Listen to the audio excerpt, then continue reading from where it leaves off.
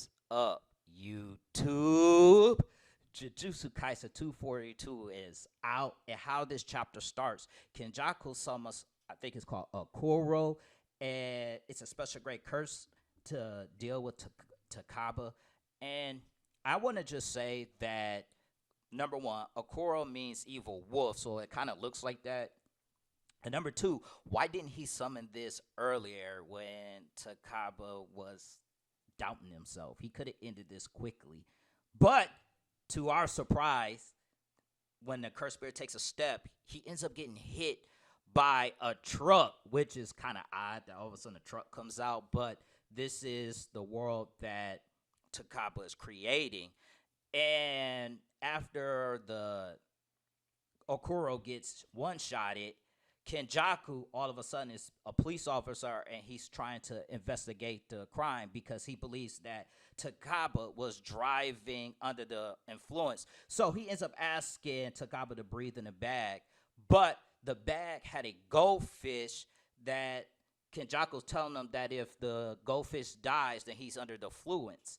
But Takaba notices that the goldfish is basically half dead. And then they become doctors to treat the fish. And what Kenjaku ends up saying is defibrillator, I choose you, which is a Pokemon reference when Ash Ketchum and stuff says Pikachu, I choose you. And then he used the defibrillators to attack Takaba using it's like Thunder Strike or so, Thunder Shock. But after he electrocutes Takaba, the fish dies, which makes obviously Takaba depressed. Then Kenjaku ends up becoming a nurse, which angers Takaba. Then they start playing rock, paper, scissors and hit each other. And Takaba puts his his fingers in Kenjaku's nose while Kenjaku mushes him. And Kenjaku start to realize that Takaba's curse technique is not just bringing Takaba himself imagination into reality, but he's also affecting Kenjaku's imagination.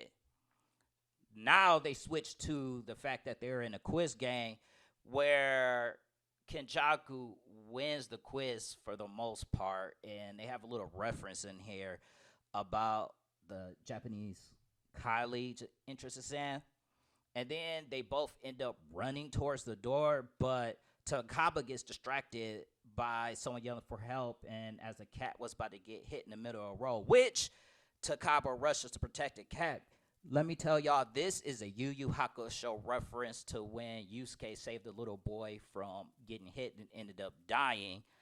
But in this instant, the cat is Kenjaku, which Takaba get hit by the car, and then the two are now in the sea somehow. So now the scene switches to when they was in water, and Takaba ends up hitting Kenjaku with a water bike. And as they are playing like kids, Kenjaku is having a lot of fun talking about in his thousands of years he haven't been this excited. So he's glad that he started the culling games. But he's realizing that Tagaba's curse technique is also manipulating his thoughts. So he tries to drown Takaba, but Takaba stops him and says, drink the water. And when he drinks the ocean, it turns out to be Fanta. And now it's reversed because now Kenjaku is getting drowned. So at the pace that they're going, Kenjaku is starting to realize that, he's taking the most damage, and that the longer this goes on, the more likely he's going to lose. So he decides to conclude this battle by switching the scene to do a stand-up comedian in front of an audience, because he said that the only way this is end and if Takaba desires is fulfilled.